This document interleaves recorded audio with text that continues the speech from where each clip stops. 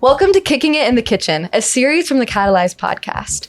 I'm your host, Allie Slack from the class of 2028. This series explores the how, why, and what behind the Morehead-Cain Summer Enrichment Program.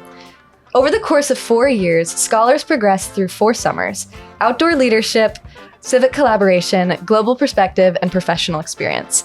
These metamorphic summers are designed to help scholars develop their leadership and expand their understanding of the world. In this episode, we speak with Kori Billingslea from the class of 2029 about her outdoor leadership summer. In the outdoor leadership, scholars spend several weeks in North America on a leadership course that tests their limits and inspires self-discovery. Kori, thanks so much for being here today. Thank you for inviting me. What are we having? Today I'm having Sprite. I'm having a Fresca. So to start, how's your semester been? I know that the jump between high school and college can sometimes be a big one. Yeah, it's been pretty good. In the beginning, I had 17 and a half credits, and I quickly learned that that was not the way to start my college experience. Mm-hmm. So after talking with Montez and advising, he was really helpful. He also helped me with any type of major change that I was feeling. So it's been pretty good. I've gotten to meet a lot of new people and get to know my professors. Okay. And so I've had a really good time. Yeah, that's fantastic. I know I had a similar experience my freshman year. So just for our viewers, is there anything that they might not know about you? Wow, that's a great question. I know it's a big one. I've moved around a lot. Okay. I am from Atlanta, Georgia, but I also lived in Montgomery, Alabama, Greensboro, North Carolina, and I currently live in Seattle, Washington. Wait, shut up. That's so cool. Yes. Any reason for the moves? My dad works in education, so he wants to become a head of school. And so anytime he gets a new job, it has taken us to a different part of the country. That's fantastic. Okay, so moving on to the outdoor leadership. So what was your initial reaction to that, when you learned about it? I am not a camper at all. Okay. So it was definitely a summer that I was not necessarily looking forward to, but I knew I was open for the challenge. I am an appreciator of nature, and I acknowledged that I was going to be around mountains and animals, and I am a big astrology fan. Yeah. So I was excited to see the stars. And so I was like, okay, I can look for the positive in this. And obviously I was going to have to be out of my comfort zone. And I was with good people. So that definitely helped. But definitely initial impressions, I was a little nervous, especially I was with Knowles. And they very much stated in the beginning, this is not a beginner course. And I'm like, well, I'm a beginner. So I didn't know how it was going to work out for me. Yeah. Wait, what summer did you do? I was in Wyoming, in the Wind River Range. And so I was in the Absaroka Mountains. Okay, and fantastic. We were there for 25 days. And that was a very intimidating experience. That was my first time in the state of Wyoming. And the first time that I've been in nature to that extent. So it was definitely a lot of adjustment, a long adjustment period. That first week was pretty rough. And Wyoming the climate is very interesting. And the town Lander where we were staying had very different weather than what it actually was out in the mountains, which is something I wasn't expecting. Yeah. And that took some getting used to. Speaking of not expecting, how did your family and friends feel about it when you were telling them? Because I feel like that can be a hard thing to explain, what you're doing. Well, my mom was not excited whatsoever. Some schools require junior backpacking trips and stuff like that. And I moved to Seattle right before my junior year. And so far enough before my junior year to where I didn't have to do said trip. And then I had to come do this. So she was not very excited. She did not want me out in the woods at all. But she also realized that Morehead was a great program. And so she was like, nothing, bad is going to happen to you. It'll be okay. And then my friends were all really shocked at the 25-day aspect. So they were like, that's a really long time. I was like, yeah, I agree. But I think that was the most jarring thing for people was the length length of time. And I agree, that was the jarring part for me too. Yeah, I know the time frame is just kind of insane. So Yeah. I know for me, I did a little bit of like training, Yeah. like super low key. But did you do anything like prepare physically or mentally before it? Mentally, I low key was just thinking, I'm just gonna have to get there. It was kind of hard to like put myself in that mind space. And like the closer I got to it, the more I was like, whoa, I'm actually about to do this. So it was kind of just trying to keep a positive mindset in that part. And then physically, I broke in my boots a little bit. Me and my family went on a hike like a week before I ended up going out. Seattle's a good spot for that too. It was a great spot. And I got to see an alpine lake, which was pretty cool. The hike itself took like an hour and a half, I think. And there was a little bit of uphill, but you know, no backpacking, no stakes needed. So it wasn't too intense of a hike, but it definitely is still very different from actual backpacking. And I go to the gym pretty often. So like I wasn't too worried about the physical aspect, and I kept going to the gym, but I really didn't know what to expect. So I really didn't know how to prepare a ton. I still never actually wore a backpack until I arrived at Knowles. Yeah, I was in the same boat. One of my friends had like hiked with a 30-pound backpack, and I was like, oh no, am I ready for this? But then I feel like Knowles does a really good job of preparing you, which is great. So did you have any favorite moments of the trip? Getting into the good stuff. Yes, I did have some favorite moments. My first favorite moment, which is also like mixed with not being a favorite moment, on the 5th day of our trip, we climbed our first mountain. And so I think the highest we went to was around 11,000 feet in elevation. And I think that whole day we climbed around 2,000 to 3,000 feet of elevation. So going up, it was pretty rough, but it was like one of the learning curves for us. Like we learned how to go uphill at our own pace. And I was with an all-girl group, and it was just like really good vibes. Like we were like talking and singing and just like trying to distract ourselves from what we were doing. And we came up with Batty Mountain Babes. That was the name that we called ourselves. And anytime that we were like, you know, just needed a pick me up, we would yell baddies. And then people would respond, talk to them. And so that was just a really fun thing that like kept us going. And then once we reached the top of the mountain, it was like super rewarding. But then also we couldn't stay up very long, and we realized we had to go down. So we had a bit of a little downhill moment, literally. Emotionally, we were going through it. I love this ride. The downhill was really steep, and I was struggling with it personally, but my group did a great job of keeping me in it. Yeah. And then once we were going downhill for a while. Once we finally got like towards the end, we were in like a ton of deadfall was near, and we were just going back and forth. It was rough, but we came up with a chant and just like kept going, and we were down that mountain in no time. So it made us a little delirious, but it was really fun in the end. And that Batty Mountain Bays was something that like kept through the rest of the trip. Yeah. So and probably I bet like into the school year. Yeah. I mean, how could you live something down like that? Exactly. So I mentioned Batty Mountain Babe often. Anytime I go through something hard, was it Batty Mountain Babe? Like another favorite moment, we played a couple games, and I think those were definitely good ways to lift people's spirits and just like us getting to know each other. There was this one really weird game that we played called Bunny Bunny, and oh my gosh. You know, I know. It's a strange game, but essentially you're trying to psych people out, and once the person in the middle is supposed to go bunny, bunny, bunny, bunny. And then like people next to you are going tiki, tiki, tiki. It's just a weird Knowles game. Yeah. And it was just like so outlandish, and people were getting really, really into it. We only played it one time, but it was really funny. And I think that was one of the more exciting games that we played. Yeah. And I feel like the cool thing about both of those things is like, even though I guess there was some hardship in it, you got to like really bond with your cohort. Yes. And that's something that I know for me and like my group, it was really comforting going in and knowing like, hey, I kind of have these super awesome memories with these super awesome people. Yeah. And then I get to do the next 4 years with them. Which is great. Yeah. You got those Batty Mountain babes. I have those Batty Mountain babes. And everyone was a Batty Mountain babe. It was so true. It was great. Yeah. So something that I did on my OL is I kept a journal, like just because I wanted to go back, basically like for the lore, you know what I mean? Of course. And so did you like do anything like that? Anyone in your group did something like that? I did pick up a journal. That was the one promise that I kept to myself, that I was going to journal every day, because I feel like documenting something like this was very important to me.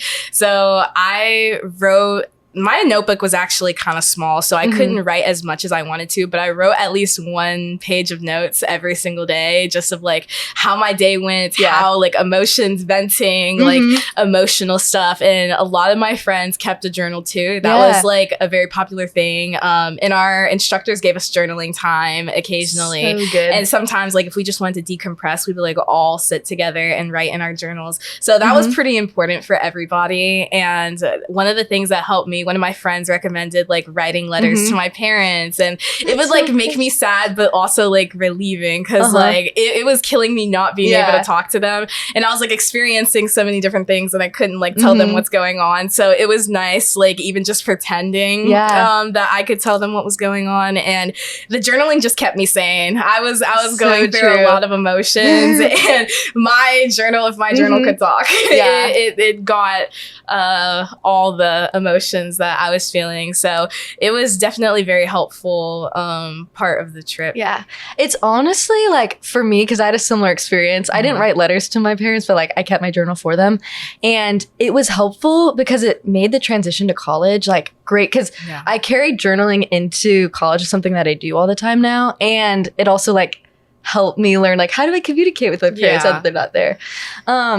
So just walk me through like what a typical day on your OL looked like. Of course.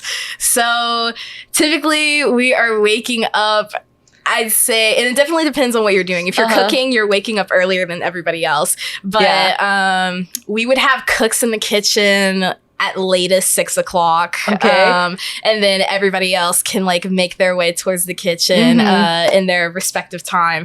But cooks are going to be cooking breakfast for everyone in their cook group. And then other people, you know, do morning routines, brushing teeth, skincare if you have the time. That was like some of the luxuries we could have out there. You know, just like people talking, trying to warm up. It would be freezing in the morning. So just like doing anything to get ready for the day. And then I'd say we'd probably be done around 8 to 9, depending on how long the hike is. And what would like a breakfast look like? Like what would you eat? Breakfast. I feel like people came up with a lot of good things. Pancakes were one of my favorites. Eating well. Yeah, I actually ate a lot better than I thought I was going to on that trip. There was one day Grace was in my cook group and she made gluten-free pancakes for us, and that was low-key one of my favorite breakfasts on the trip. Shout out Grace, because it was raining that morning and I was sad. And those pancakes made me feel better.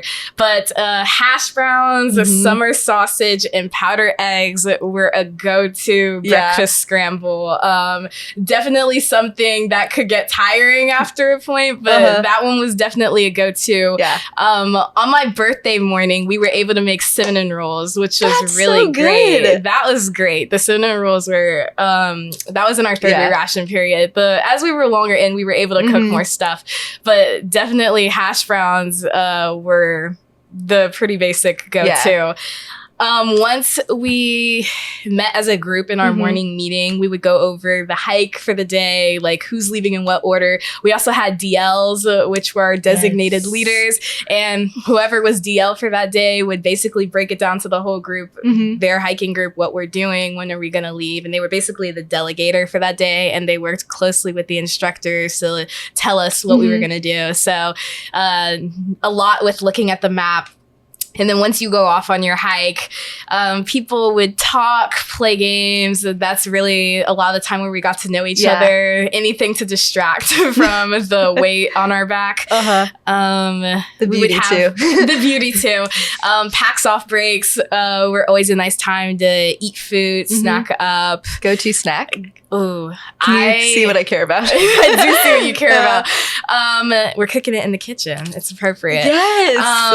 I was a really big fan of Cinnamon Toast Crunch. I used to eat it a lot as a child, and this Wyoming trip was the first time I had eaten it in a really long time, and it was genuinely getting me through. Like nobody told us how hungry we were going to be, and my instructor told me that we were burning at minimum like 1,000 calories per day, and then on days where we're like hiking up mountains, it's around 3,000. And so I wanted to eat all the time. And so Cinnamon Toast Crunch was my go-to for the first ration, but then they didn't give it to us again. And so that was heartbreaking.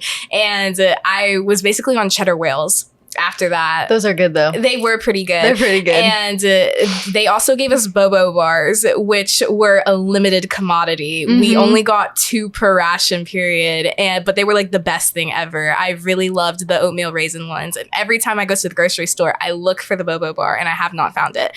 Knowles is clearly hiding them somewhere.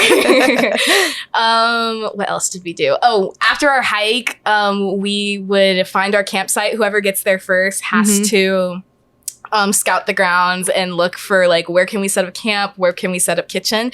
Is there water close by? What can we do? And so once that group is there and they're like done and everybody, knows where we're going to be, we set up camp, start cooking dinner, and we basically like kind of have our chill time after that. And then we'll have evening meeting, which is where the instructors will go through, and we had like a whole acronym for like what we were supposed to do, and now I can't even remember it. But we would just go over the day, talk about what is tomorrow. We also had these like times where somebody would like speak up and like share a story if they wanted to. I love that. Those parts were pretty sweet. Another time where we got to learn a lot about each other. This is times where people would make jokes. We would have appreciation time. And so we would say, oh, I appreciate so-and-so for doing this today. And it was just a great time to decompress. And then that's when the stars would start to come out. The bugs would go away. And then towards the like halfway through the trip, we started having campfires, and so that made evening meeting even nicer. And after evening meeting, the vibes. After evening meeting, depending on if it's dark out or not, our instructors wanted us to sleep pretty early, and most of the time you're tired from the day, so it's pretty easy. So some people will go back to their tents, others will stay up for a little bit, play games if there's time. And which crowd were you in? Which crowd? Yeah, were you in like go to bed early? It definitely depended on the night. And it also depended on my tent group. I had some tent groups that would stay out later. And so sometimes I would go to bed early just so I can have the tent to myself for a little bit. And then other times, if everybody was like, oh, let's stay up, then I would do that. There was one night, it was actually Batty Mountain night. We had a layover day the next day. So we all stayed out later after evening meeting. And we were all just like sharing stories with each other and getting to know each other, and it was all of us sitting in a circle, and it was really sweet. And then we all went to the tents at the same time. So that was nice. It's making me miss my OL. I know. Like, take me back. So I guess like on a different note, did you have any regrets? Like anything that you wish you would have done or hadn't done on your OL? And it's okay if there's not one.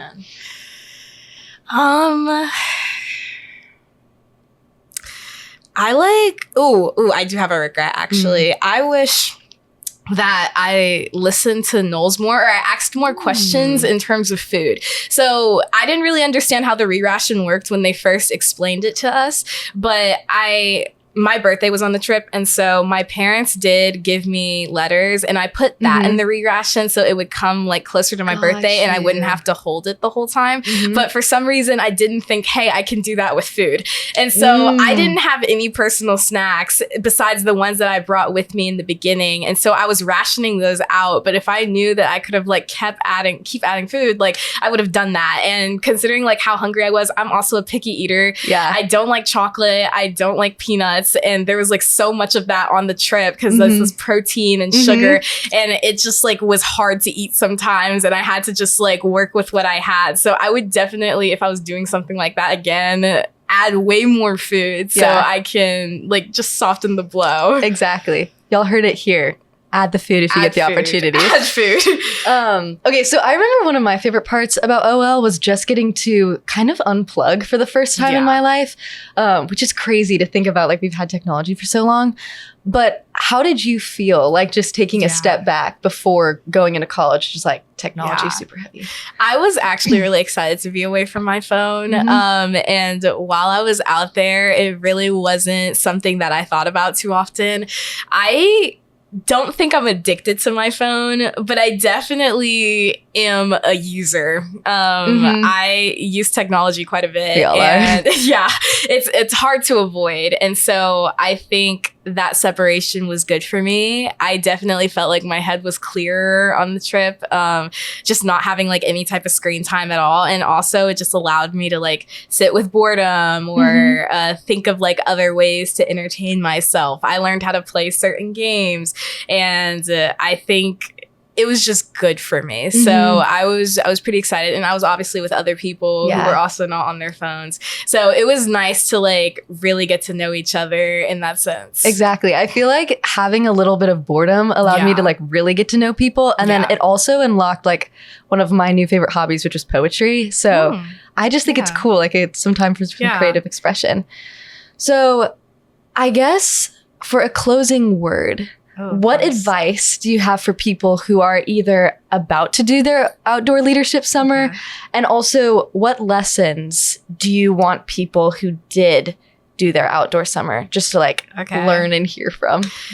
Advice for people who are about to do it. I would say you're going to have to, especially like if you're not a camper. If you are a camper, I think you'll love it. And also, don't think too deep into packing. I'd say bring the bare minimum. A lot of my stuff, I was like, oh, I need all these things. Your back is also going to be hurting. So do not overpack at all. Say what they say to bring. And if you're with Knowles, they will help you like sort out your stuff too. But if you are a person that hates packing or backpacking or just any type of being outdoors, you might not see it in the moment, but you will see afterwards the stuff that you gained from it. And there might be certain things that you don't feel like learning how to do, but those are skills that will help you eventually. And there is a reason why Morehead is sending you out there. And so I think definitely acknowledge your feelings and emotions. Your feelings and emotions are valid, but like, don't let them hinder you. I learned how to do a lot of stuff on my OL that I would not have done in any other capacity. I camped for as long as I did, and I never would have done that without the push from my OL. And now I feel like I could go like outdoors and like know what to do and feel comfortable. And so just embrace it. It will be hard while you're doing it. And, you know, even if you don't see it while you're doing it, I promise you will see the benefits afterwards. And I don't know. Oh, yeah. Just enjoy the people that you're doing it with. I'd say the people I was with, shout out to my entire OL group. I love you guys so much. Like, you will feel the separation anxiety, like, once it's time to go home. You get really, really, really close to those people. I recommend staying in touch as much as you can after your OL. We went out to dinner at K Chula. Shout out K Chula. I love so K Chula. But that connection is just important. And I think you're going to get closer to those people than you realize. So really lean on the people that you're with. Trust yourself. And it's okay to cry. It happens. My group was emotional. Like, it's okay. And it's part of what bonds you. So just be okay with being uncomfortable. You may not see it while you're there, but there is a brighter side on the end of the tunnel. And it's also possible to have fun. I don't love hiking and stuff, but I still had a ton of fun. And again, that's what to do with your group. I'm really happy that Morehead makes it like an all Morehead group now, because I couldn't imagine doing something like this and then not seeing the people afterwards. So really just go at it with as positive of a mindset as you can. I love that. Thank you so much, Kori. Your words were so wise and wonderful. Thank you. Thank you for having me. Thank you. Thank you for listening to Kicking It in the Kitchen, a series by the Catalyze podcast. I'm your host, Ali Slack from the class of 28, and that was Kori Billingslea from the class of 29. You can learn more about the Morehead-Cain Summer Enrichment Program on website at morehead-cain.org. This episode was recorded on video at the Morehead-Cain Foundation at the University of North Carolina, Chapel Hill. You can watch all of the Kickin It in the Kitchen videos on our YouTube channel at Morehead-Cain. And if you prefer to listen, find Catalyze wherever you get your podcasts. You can let us know what you thought of this episode by emailing us at communications@moreheadcain.org or by finding us on social media at Morehead-Cain. Thanks for listening.